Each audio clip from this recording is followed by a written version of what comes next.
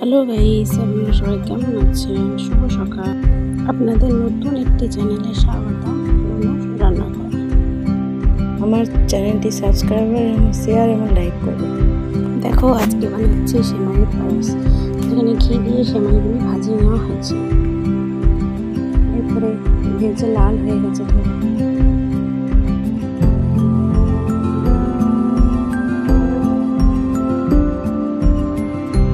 এরপরে কড়াই দিয়ে দেওয়া হবে দুধ দিয়ে নেড়ে নেওয়া হবে। আমি এখানে ব্যবহার করেছি আমুলের লিকুইড, মানে আমুলের স্প্রেড লিকুইডটা গুলে নিয়েছিলাম।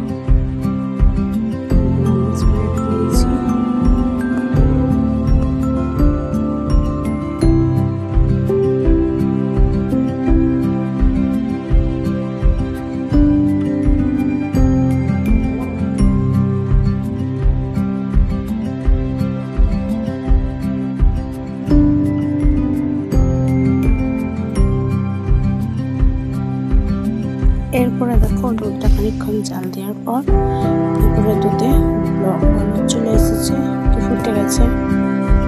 এর মধ্যে আমি দিয়ে দেবো কাজু আর কিশমিশ।